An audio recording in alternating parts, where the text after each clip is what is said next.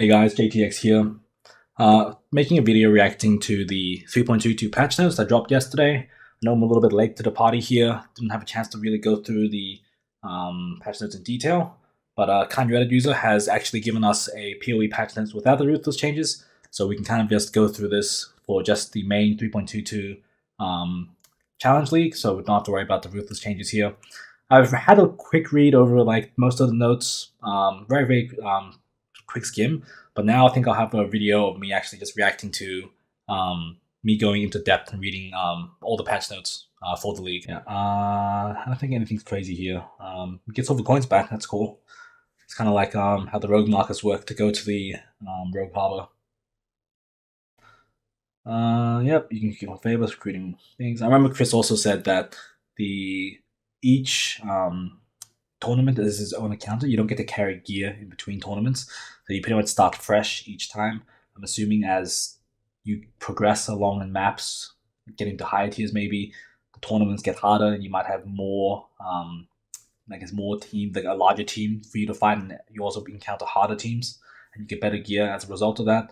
We'll have to see how they actually kind of scale it, because if it is if it's isolated instance, I want to see like, do you play a whole match? How the match is really long, the match is really short, or like do you come back to like ongoing matches? Like I'm trying to figure out how they actually interact. Will it be like a Sanctum type affair where you stack up like a bunch of like fights in a row? You need to win like, I don't know, like 4 or 5 matches in a row to finish a tournament before you start another one. Yeah, I'm guessing it might be leading that way. You won't be doing a whole tournament to one go, I'm assuming, because that would probably take out the experience of like mapping too much if each one is its own tournament. Forbidden Sanctum added to the core game with a few adjustments. This is awesome. This is actually really big. For players that didn't get a chance to play Forbidden Sanctum, you're in for a treat. It's like pretty much its own, like I think it's like a mini expansion. It's like its own little area where you're going to be doing this brand new mechanic that I think is pretty fresh to PoE, and especially during the Sanctum League, really cool. I think interactions with what you do in the rooms and the boons and like the debuffs you get. I think players will really enjoy this if they haven't tried it before. So we got a bunch of new support gems, so no new skill gems, just a bunch of new support gems. Controlled Blaze supports melee attack skills, providing them with a chance to ignite. For each ignite, the enemy recently deals less damage, but more ignite damage. Okay, so I'm guessing you can stack up your ignites. So it does, the more ignites you inflict on an enemy, the more damage you do. But there's also a less damage, like a global less damage multiplier here. So potentially ignite damage will be a bit higher than less damage, but so it shouldn't be insane. But I don't think, I've seen some people talk about doing this ridiculous attack speed ignite stacking build. You really have to see the numbers to see if that's worth it or not, because there is a less multiplier here. Noting that people are seeing the more ignite damage multiplier and thinking, oh, this could be insane if we stack like 100 stacks, 200 stacks really quickly. You have to see really what the penalty trade-off is. New support gem, Corrupting Cry, supports Warcry skills, making them inflict corrupted blood on enemies affected by a Warcry or by the attack that it exerts. So I think this is pretty cool. So this is actually not a like actual active skill gem. You attach it to an existing Warcry. I think a lot of builds do have Warcries in them. In particularly, top of my head, I can think of in the Bleed Bow build or the champion KB Corrupting Fever build, you run a Call to Arms with a Enduring Cry, so you can potentially add Corrupting Cry to this to give it a extra chance, give you extra bleed stacks, so you do more damage. We'll have to see how this goes, because a lot of those builds do end up being quite socket starved, so you have to see, is it worth losing a socket gem to do a little bit more damage, or like is it more like a gimmick to help you in early maps when you don't have that much damage? Trauma, so this is just trauma stacking from Bone Shatter, I think. So you gain trauma the first time that supported attack hits. Supported attacks deal physical damage per trauma, but also makes you take physical damage. So the more damage you do, the more damage you do back to yourself. It can only be used with axes, maces, scepters, or staves. You can't use this with swords. Okay, that's interesting. Yeah, I don't think there's not too much crazy things to add here. It just seems to like they've taken the unique aspect of Bone Shatter and taken it and put it into a melee gem, so you can try it for anything. I think it could be good for builds that can have high mitigation. Like, I think maybe particularly for like those deep delvers, because they build a crazy amount of defense. And you really want to have like a build that can scale infinitely down there. So I know Bone Shadow has been pretty good before in the past with Deep Delve, so maybe this might open up a bunch of new possibilities for using Trauma for other skills. We'll have to see what the values are. But I think this could be pretty interesting for the builds that can really like ramp their defense up so they can keep taking more and more Trauma stacks and start hitting for crazy amounts. Another strength support gem, Volatility. Supports attack skills, causing them to deal more maximum attack damage but less minimum attack damage. Supporter skills also deal increased damage. I think that's like the quality. This is an interesting one. This is essentially Rislatha's belt. The same thing as it makes your minimum damage lower and your maximum damage higher. So it just means you can roll from much higher rates. You can hit much harder, but your lower hits also hit much lower. Generally, you get the most value for these type of like for Rislatha's and for this gem, I think, on high attack damage builds where you're able to kind of fish for big hits constantly. If you have a slow attacking build, it's not particularly good because there's a high chance you could roll a low value, and then throughout the fight you might roll multiple times a low value, and you don't really get the value of hitting like the high amount. I think PoB is adding a feature later to see like your min and max damage roll and see like potentially how many stacks of the damage you can get, and you can get the effectiveness of how much you're actually rolling between min and max. This will be entirely dependent on your attack speed. In particular, people have asked me what do I think about this for the bleed bow. Essentially, I think it does the same thing as what Rislatha's does. The downside is you're trading off a gem socket for this gem. I think other gems are probably better than this because you already have Rislatha's as a belt slot, so maybe you could take this gem instead of Rislatha's, and then you could run a defensive belt. You could fit on like a Mage Blood. I think one of the problems with that build was that you can't really fit in a Mage Blood or a Headhunter because you need Rislatha's because it gives so much damage. This could potentially be a fix for that, so you can really be flexible with your belt choice. I think personally, I don't think this will beat the current gem setups for bleed or for a puncture / bleed bow. But we'll have to see the numbers again. But essentially, it reads like it's a Rislatha's coil. It does the same thing as what a Rislatha's would do. Next one, Flame Wood. Support skills with summon totems, triggering Avenging Flame. Okay. Avenging Flame fires a mortar up in the air, which falls down upon a target and deals area damage where it lands. Don't really care about this. It's a totem skill. Maybe someone can make some sort of gimmick with this where you summon a lot of totems and make them hit at the same time, and then you start cascading damage. We'll have to see. Probably more creative people than me can figure this out.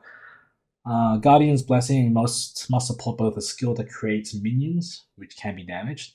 Okay, that means you can't use it with Arakalis or like immortal minions, and an aura skill that can create permanent auras around you. Supported aura skills have no reservation and count as blessing skills. They cannot apply auras on you unless you have minions from a supported skill, but these minions take turn into. Okay, so essentially this is instead of so you're pretty much like you're sacrificing your minion's life to get a temporary aura on you. I think this could be pretty cool for a lot of minion builds because some minions, like you're gonna be summoned pretty quickly anyway. So having a skill that gives you an extra aura, that sounds pretty strong. But you are sacrificing one of your minions essentially as a cannon fodder. So we kind of have to see if this fits in somewhere. Having an extra aura is insanely strong, especially the fact that it doesn't cost anything to you. But yeah, it's kind of similar to Blessing Support. Does effectively the same thing, but you're sacrificing minion to get it. Dexterity Support and Returning Proj. So this is pretty much Venging Cascade from last league. Just make sure projectiles come back to you. It doesn't say if there's a less damage multiplier on it, so I'm assuming it's functionally the same as Venging Cascade. I think, yeah, this kind of makes sense because Venging Cascade was literally doubling the damage on most range builds. So it makes sense that this is now a gem, so there is a opportunity cost rather than every single range build running Venging Cascade with no downside. The caveat is that now it supports all projectile skills, so spells as well. Before, only I think Nimbus could do this, but like Nimbus makes your spells fire like in a random direction. So this is more targeted return for spell skills. So this could be pretty cool for like abilities like Frostbolt or something, or pretty much like any spell projectile skill, like even Fireball. This would be pretty interesting. New Dexterity, Strength Gem, Sadism, or Sadism. Supports any skill that hits enemies, causing DOT. Affected by them, so damaging elements affected by them deal damage faster, but cause the affected elements to have less duration. I think I saw some numbers regarding this. It's like 88% more damage at level 20, and like 80% reduced duration of your elements. It sounds pretty weak on paper because you're not really giving your skill more damage. You're just making it occur in a faster period. In general, DOT builds don't scale a high amount of attack speed or cast speed because the intention is you hit it once and then you're meant to keep kiting and running around. That kind of makes the whole DOT playstyle really safe because you can focus on hitting once and then focusing on your character movements. You really don't want to be like constantly standing still and trying to keep attacking to reapply your DOT. I think that defeats the identity of a DOT build. People have asked, would this fit into the Bleed Bow character? What it sounds like is this is barely a damage link multiplier. Like you might be getting 8% more damage overall, but it means you have to keep stacking your punctures or your snipes, and I feel like that's not a good way to justify dropping a gem just so you can like. I think it doesn't seem good for the build. At the top of my head, I feel like there will probably be some niche cases where the skill can be used for other DOTs. I can't really see it being useful for the bleed puncture build. We'll have to see how the numbers go and how the scaling works, but at the moment I think it's probably not something I would use in bleed. New support gem, Locust Mines. Supports attack skills that use bows or wands and fire projectiles ahead. Using that skill, you throw mines and an arc to use the skill for you, targeting you. So you throw it out, and then the projectiles come and target you on the way back. So like wherever you run to, it kind of zones in on your location. It could be pretty cool if you can do some sort of tech with like you preload your mines, then you throw like a smoke mine or something where you dash behind something, and all the projectiles will just like converge on you. Potentially could allow shotgun potential. Could also be create like a burst build. We'll have to see how the skill is. Sounds pretty cool that you can use it with bow or a wand projectiles. I know like a very, very long time ago, LE hit with totems or getting something to trigger LE hit was really, really strong because you can just get a ridiculous amount of damage projectiles in one go. Potentially be trying this with Locust Mines. We'll have to see what people find out the best use for. Frigate Bombed. This is a link skill. Never ever used a link skill before. Supports skill damage and shield enemies between your link targets. Yeah, I think we saw this on like the live stream. Everyone had a good laugh at it during XLCon. Not really sure how effective this is going to be and how relevant it is for most players, especially if you're playing solo or SSF. Yeah, it's just another link skill. Maybe one day party play will become more supported, or will be able to link some like an ally or something like an NPC that follows you around. But until that point, not really relevant for like 99% of the player base. Fresh Meat, support skills that create minions. Minions created by supported skills gain weakened fury and adrenaline for 10% of the duration up to a maximum of 10 seconds. Okay, so this is a very interesting gem because when I saw this gem initially, the first thing I thought of was Arakali's Fang, because you're summoning spiders and they're on like on a 40 seconds cooldown by default, maybe 20 seconds. I don't remember the number now. If you can somehow like proc the fresh meat during a fight, so potentially what I was thinking is you have one Arakali dagger for your general mapping, you have a weapon swap or second Arakali, and when you swap weapons, generally, or if you swap to a different weapon, the spider will disappear because the spiders are granted by the weapon. Potentially you could do weapon swap, so one like Arakalis to a random weapon back to Arakalis, so that will despawn your spiders. And then you can quickly summon your spiders again at the start of a fight to give them like this adrenaline plus Waking Fury for 10 seconds. I think that could be a pretty interesting method of doing it. You would have to get the maximum benefit. You'd have to push the duration up to 100 seconds.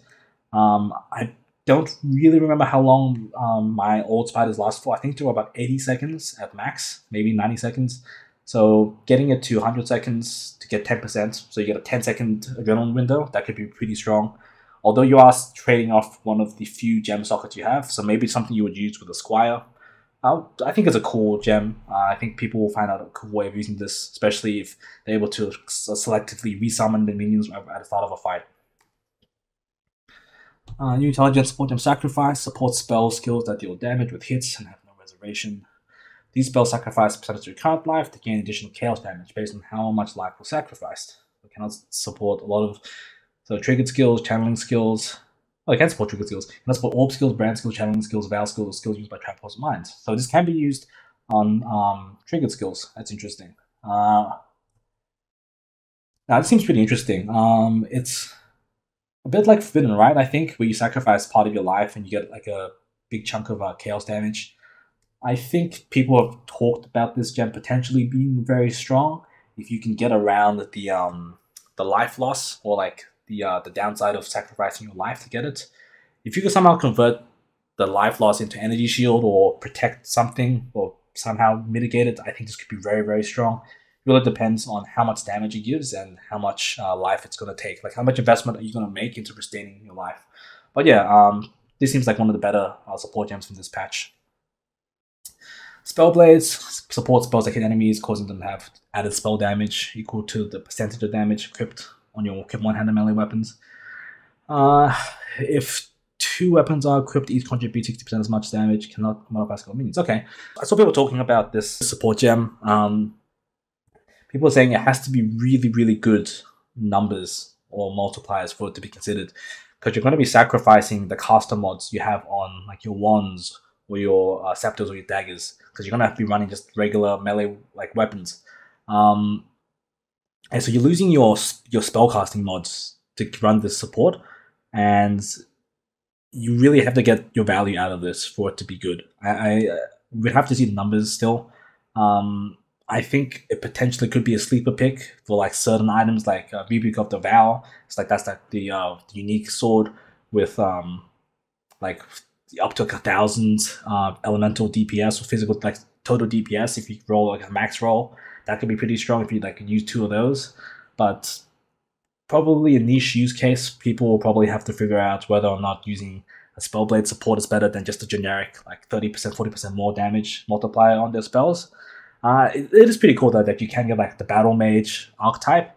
I think there can be a couple cool ways where you can scale that, but we'll have to kind of see what the numbers are, because it could just be dead on arrival if the numbers aren't good. Finally, the last one, Devour. Support enemies goes to kill enemies. Killing blows from supported skills consume corpses to recover life and mana. I think this could be a very, very interesting utility skill. I think this could be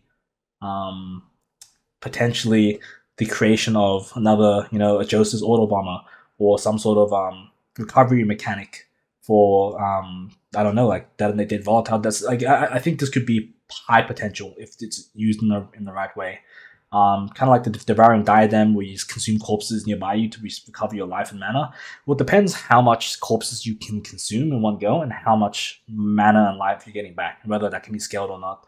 This could essentially be like a very, very strong support gem if you're able to get instant recovery, or a huge amount of recovery each time you summon corpses, especially if you're combining it with like a cast on crit, volatile dead, desecrate support, or desecrate setup, or like a corpse walker. We'll have to see.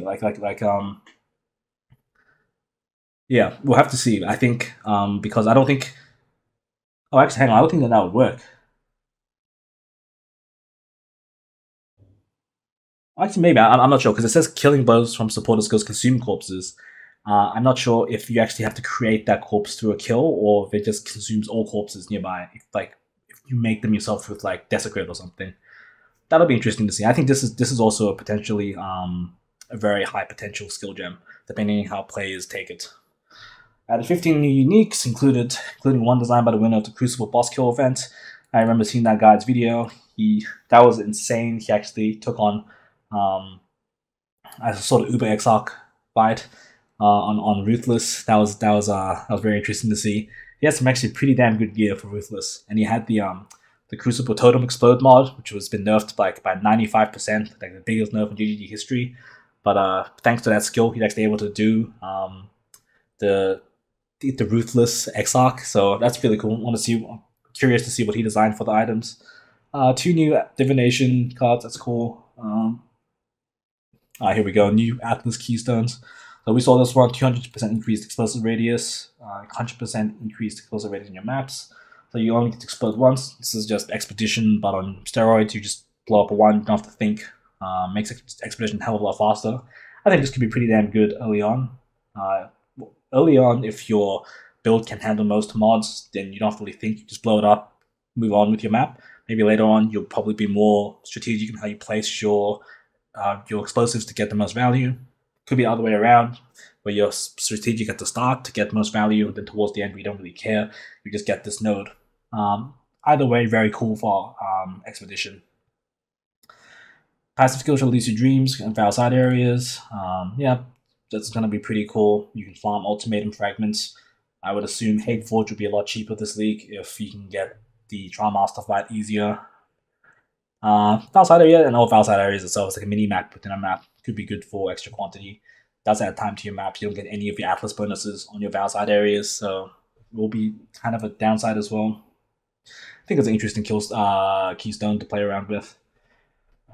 What's this? Maven. Destructive play. Maven summons 1 to 3 additional bosses while witnessing map bosses. Modifiers to the final map boss on each map also apply to summon bosses.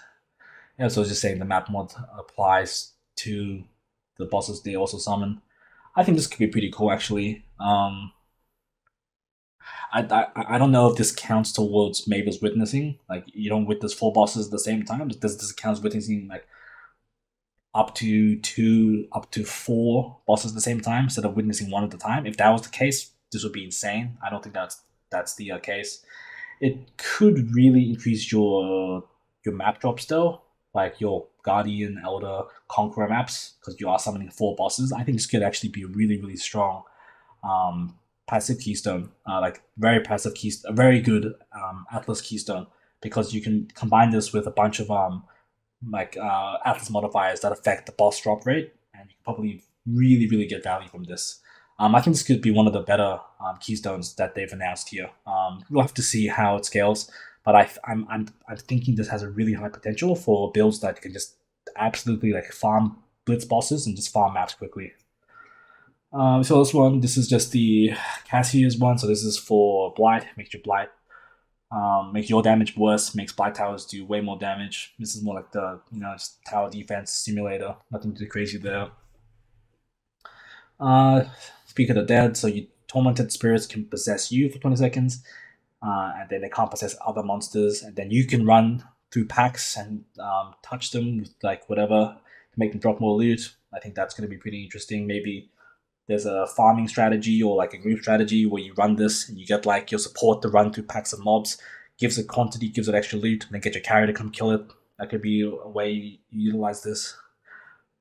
Pretty interesting. Next one, Endless Tide. Beyond portals in your map cannot spawn unique bosses. And then beyond portals in your maps have 50% less merging radius.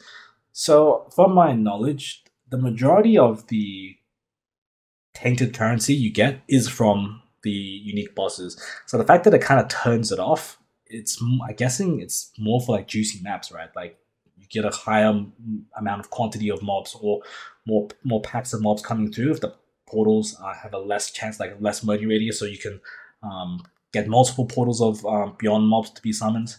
Probably good for super juiced like quantity rarity maps if you don't really care about the currency, the tainted currency drops from the unique bosses. Don't know how relevant this would be for most players early on, because we are like those tainted currency could be quite useful, especially tainted fusings. But yeah, I think this is probably more for like those speed, like those juices, like the juice farming strategies, like Crimson Temple, with like strong boxes and crazy quantity roll, like 8 mod corrupted maps. I think this could be pretty good for that. What's the next one? Arbitrary Tenets favors ritual altars in your map, randomly cost between 90% less, 80% more. I think this is a big meme one. Like, it's like a double-edged sword, right? Like, it could be really good for picking up ultra expensive ritual items cheap, but it could also make it impossible for you to gain some items or even defer items. I think this is going to be very funny. I think there's going to definitely be a couple screenshots in the Reddit of the first week in PoE Reddit where it's like maybe a mirror shows up and it costs like 200,000 favor and they can't defer it because it costs so much because of this keystone. I think this is a very risky keystone. I don't think I'd ever take it unless like I'm okay with seeing like a couple of divines that I can't defer, just items that I can't. Um, Math wise, technically, it is meant to be better. It's meant to be like 10% less cost on average. But I think the fact that there's a chance that it could, based on your RNG, like screw you for your drops, I think maybe it's not the best, especially for league start where you're looking to get consistent currency rather than trying to hit a lotto every single day. Can I reroll favors? So the next one, Immutable Dogma. Can I reroll favors? A ritual altars in your maps. Yeah, this just seems really bad because most of the time you already have enough tribute to reroll multiple times and defer multiple things. I can't see this having a proper use case. It maybe like if you don't really care about ritual and you just want to buy everything and keep going, you don't want to reroll. Yeah, you can grab this. I think this is just straight up a worse keystone, like than not taking it at all. Next one, within this one is the teased one, Unending Nightmare, Delirium Fog. Your maps never dissipate. You can't find Delirium Orbs, that's the downside, and you can't find Splinters. Once again, probably great for juicing your maps, great for those crazy 8 mod corrupted maps. Don't know how useful it is early on. I think it's great for adding quantity, great for adding extra pack size to your maps. Yeah, not too much to really think about. The Simulacrum Splinters were really cheap anyway, so potentially might make them have more value this league for Simulacrums, Delirium Orbs as well. Generally, they're like, I think they sell for a decent amount at the start, but then rapidly like decline as more and more people start doing Timeless Conflict. Yeah, so this is essentially if your build sucks and can't clear, this is the node you take. This is the one where if you don't have a great AoE, you just go up to each chest and each monster and slowly kill them, get every reward. I think this is actually pretty good for most league starters that like have problem clearing and they don't really find the value of Legion. You can probably get the value back from this node because you can just go for the reward chest, the sergeants, any monster with like the little icon, like the reward icon above their head. This kind of guarantees that you get everything right, unless like the schism like breaks like after only like 1 or 2. I have to kind of see how much you can kill before the Legion time this thing activates. But yeah, I think this could be a pretty cool one. Obviously, I don't think this is an endgame one because ultimately those builds at endgame blow it up anyway in one go. You don't really need a timer. Most of them finish it before like 2 seconds have passed, so probably good for early game. Crop rotation, harvest crops in your map contain only tier 1 plants. Harvesting crops in your maps have a chance to upgrade the tier plants of different colors. So I'm guessing like when you harvest one, the other colors in the whole entire harvest can level up, and you keep doing it, so there's a chance they can all go to level 3. I think this could be pretty cool if you can level it up multiple times. Considering all of them start at level 1, I think that would be the case. Otherwise, you will never get tier 3 plants. You'd always be on tier 2 if you can only tier up once. I think this could be really strong.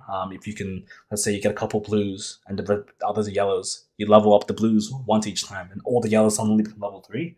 I think that could be really powerful. But yeah, we'll have to see whether or not you can tier up multiple times, and if all the whole entire map gets affected by it, like all the like every single like color, like every single like yellow gets tiered up if you level up a blue or if you prop a blue one. I think that's what it means. Yeah, harvesting crops. So if you harvest the blue, there's a chance your yellow tiers upgrade, or like yellow and purple upgrade. Okay, what's this? Bold undertakings. Fortune favors the brave applies an additional random option. 100% more cost of the fortune favors the brave map crafting option. This is a pretty cool passive note because you could potentially get some very high value map crafting options. Yeah, like for potentially very cheap, considering like fortune favors the ball is like what, like 3C, and then you can roll up to like, I don't know, like ritual or expedition, like the really expensive ones like that are 10C plus, and then you can potentially roll that for like 6C. You get 2 chances of rolling a high value one. I think this could be pretty powerful. I think once again early game value, if you can survive these mods and get the value from them, it might be worth throwing a couple chaos into your juiced maps to get both like get both league mechanics. I think it's, yeah, decent modifier. Meticulous Appraiser modifies the quantity of items found in your map. Now apply to rarity of items at 300% of the value. This is a very interesting one, but I don't think it's very good because I think quantity always beats rarity. But potentially the 300% multiplier could make that skewed differently. But I think in general, rarity isn't great compared to having that quantity, because quantity means you drop more items. Rarity just means the items you drop are a bit more like high, could potentially be higher value. Once again, could be a min-max strat for 6-man groups, but losing that quantity is kind of painful because I think quantity is just very, very important for getting like consistent drops, rather than going for rarity. I think even at 300%, I don't think this would be worth dropping quantity for.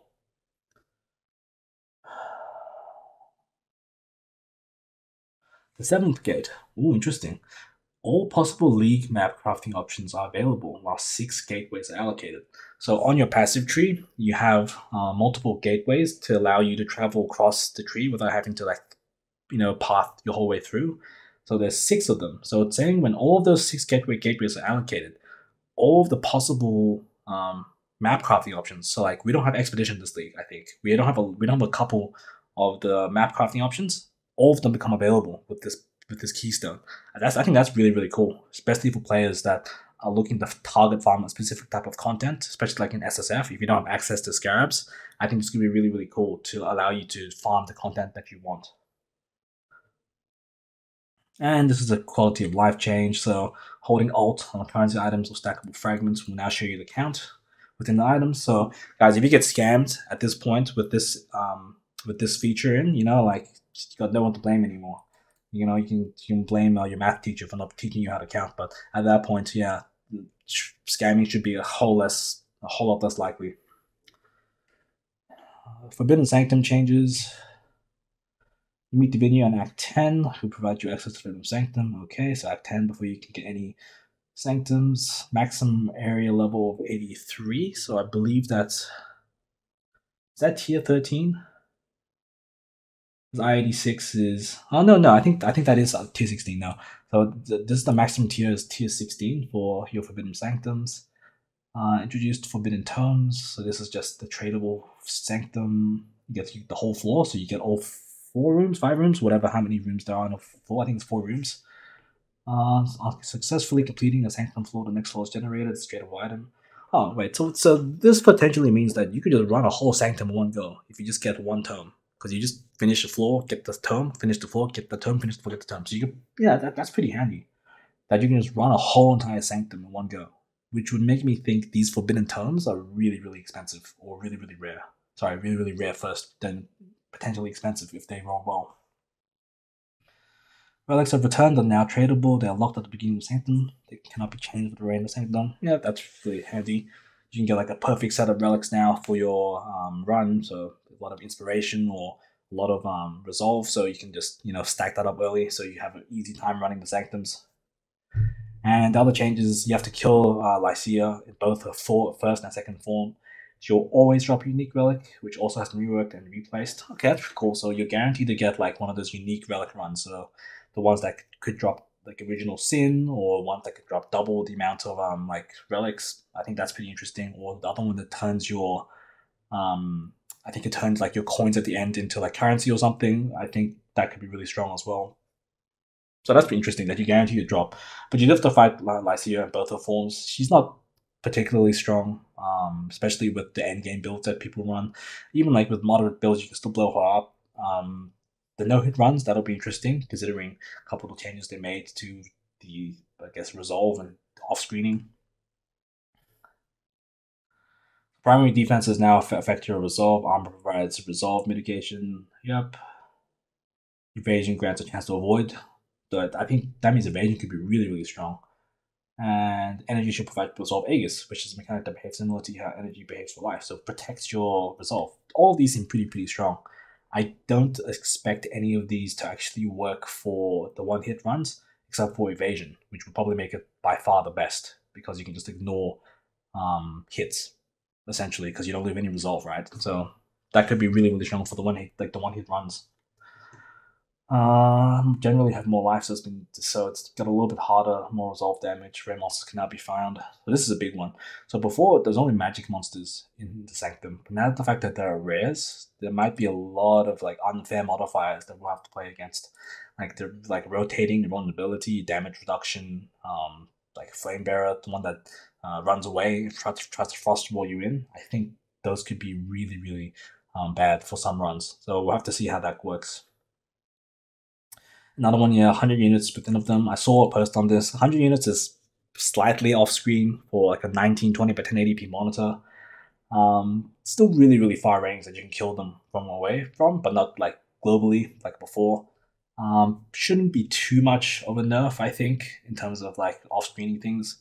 We'll have to see how that works. The ultra wide people might be able to tell you where the damage stopped working, where the damage stops working, but shouldn't really affect most players, I think, unless they have like a very, very, very specialized build.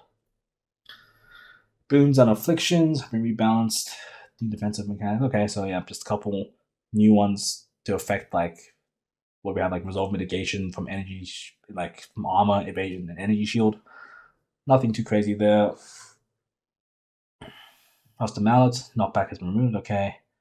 Relic modifiers have been modified. Okay, sure. We've also added more hazards. Right. Oh, that's cool. So they've added more rooms and types of traps, I think. Okay, that's cool. Let's go almost like a revamp for Forbidden Sanctum. I think that's a pretty cool change that they've done. Atlas changes. Don't really care. All these maps have been added in. These maps have been removed. Okay, great. Map tiers have shuffled. Yep, this has changed as well. So your Pantheon changed a little bit. Crafting recipes changed. Drop rate changed. Okay, for certain div cards. Sectional modifiers are called the final map stage to drop within having changed the drop completing upon completing your maps. Okay, so is that not the same? Does not killing the final boss in the map mean completing the map? Okay, well, I think that means the same thing. Maybe I'm misreading this somewhere. Okay. When adding the new lucid dreams, this is the one that's just how the side areas. It took time to review, so they reworked battle side areas a bit, so you can look at the modifiers on them. So okay, that's pretty interesting. Maybe you can roll reflect now because you can actually roll those side areas with currency. All modifiers except one no longer grant additional packs. Okay.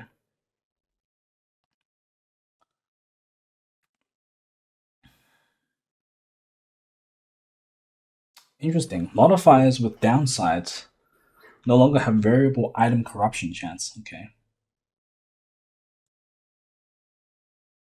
Oh, this is all related to maps, I'm assuming. Okay. This is just, yeah, okay, that's fine. So corrupting maps now. Okay, they just changed something to do with the corruption chances of odds. Okay, so perceived difficulty. So they might have changed rebound odds depending on how hard some of those corrupted mods are. Battle side areas can no longer roll regular map modifiers. Interesting. Okay, modifiers that extra monsters now suffixes. Beside and corruption chance will be removed. This is all mapping related changes. Battle temple can no longer be obtained outside of corruption, battle side area, or divination cards. Okay, so this can't be dropped anymore. From like random like content, like random league mechanics. It has to come from corruptions, battle areas, or divination cards now. Okay. We've added 3 unique battle areas. Happy hunting. Okay, that's pretty interesting. All right, that'll be pretty cool. Seeing 3 unique battle areas. Atlas passive tree changes. Couple of changes here. I'll probably go over this in my own Atlas tree video. What I'll be doing at the start of the league. Don't think anything too crazy is here. I could be wrong. But yeah, I'll probably give the Atlas Pass, like, this will probably be included because I think they've updated the Atlas passive tree already. So I'll probably be looking around and playing with that in my own video and seeing what my league start Atlas tree will look like. So this will probably be covering that. Legion. So this is, yeah, I saw this. So they've literally killed 5-way boosting. I think, unless I'm wrong, I think they've killed it. They've removed the extra XP for each timeless emblem. So it used to be like 5 ways give you 100% increased XP gain. That's why people could leech so much XP. Now it's no longer the case. However, might be the like a kind of a fix. 4 emblems increase the area level by 1, and 5 emblems increase it by 2. Okay. Okay, so if you use 5 unrelenting timeless emblems, which is really, really scary and expensive and hard, the maximum area level is 84. Okay. Yeah, so yeah, it's pretty much dead. I think it's dead now for 5-way carries, unless you're doing unrelenting timeless things, which makes me think that doing Legion, your emblems are going to cost even less now, because no one's really going to buy them, because no one's going to buy carries anymore. We'll really have to see about that.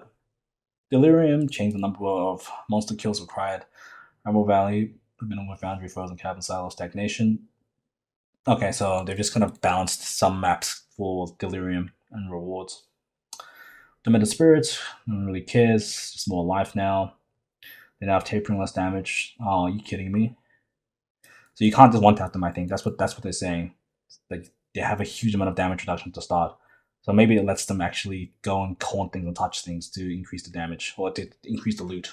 Like, to actually give them a chance to possess monsters and like give them effects rather than us splitting them up. AI also changed considerably. Now aggressively touch monsters aren't really touched. More aggressively possess rare unique monsters. That's cool. A little bit of an AI update. So tormented spirits can might no longer be a meme. They can't be killed at the start, and they always possess something. We'll see how that goes. Dynasty balance.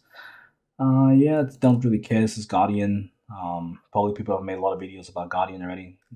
And then Chieftain.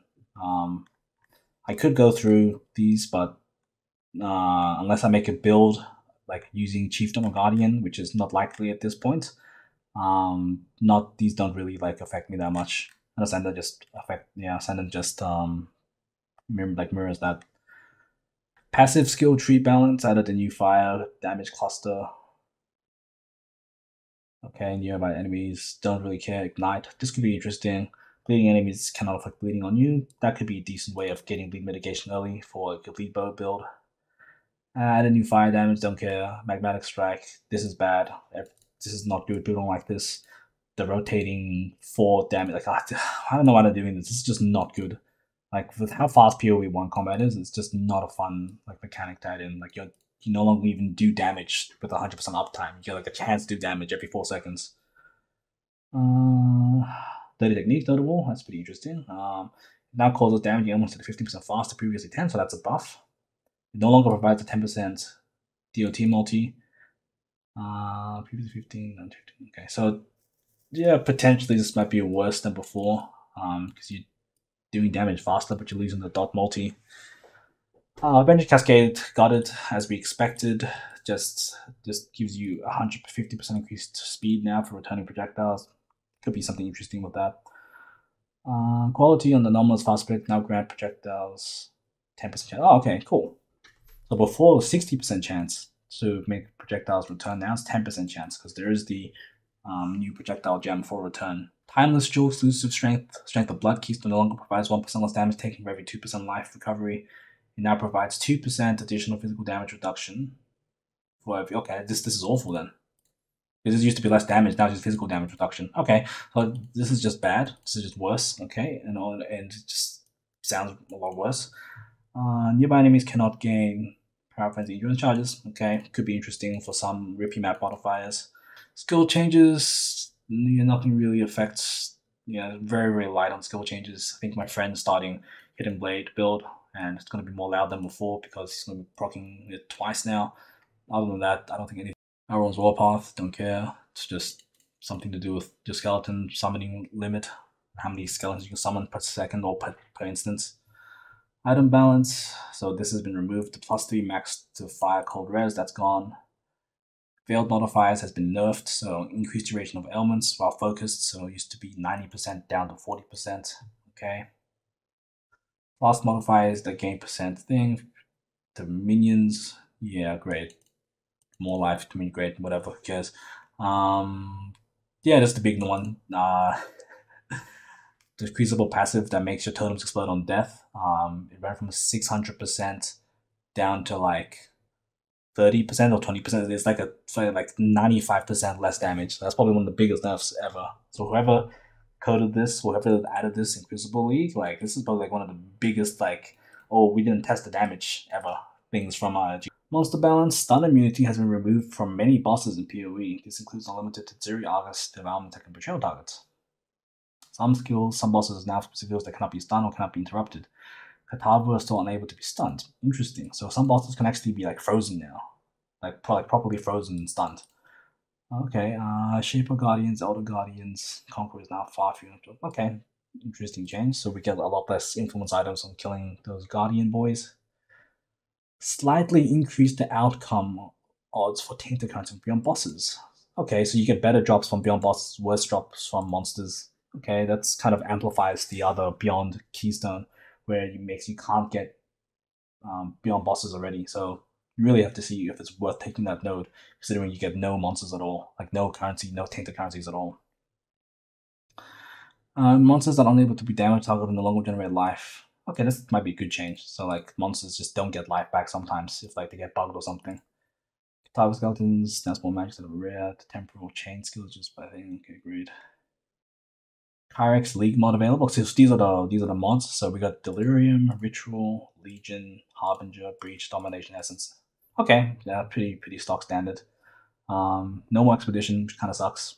You can't just get a Scarab for it. I think that's what I was doing anyway, because it's cheaper than running Expedition on the Atlas. Decent League mods, I think. Quest rewards, these are just the new gems that you get for doing the quests, for finishing the Act 1 to 10 quests. UI, item filter changes. Yeah, these are just some new UI improvements, which is great. Quest objectives, updated the correct message. Yeah, nothing too crazy here. And then item filter changes and bug fixes. Okay, these are just some of the other changes. And okay, well, interesting patch notes. Going to see how all the new support gems work. I think they will play a really big part in shaking up the meta, hopefully, for the next PoE League, and also seeing the new uniques as well as the tattoo system from Trials of the Ancestors. So I think those are good. Those are going to be the main things that could shake up the meta. I'm also interested to see how the new Atlas strategies will develop. I'll probably release my own Atlas tree closer to the League launch date after I've had time to look through the Atlas tree and plan out what I'll probably be doing with my build. I really appreciate you guys obviously tuning in and watching my videos. Hopefully I'll be releasing a couple more videos this week leading up to League launch, so be sure to tune into those. And obviously, if you like this video and want to see more content from my end, be sure to subscribe, and I'll see you guys in the next video.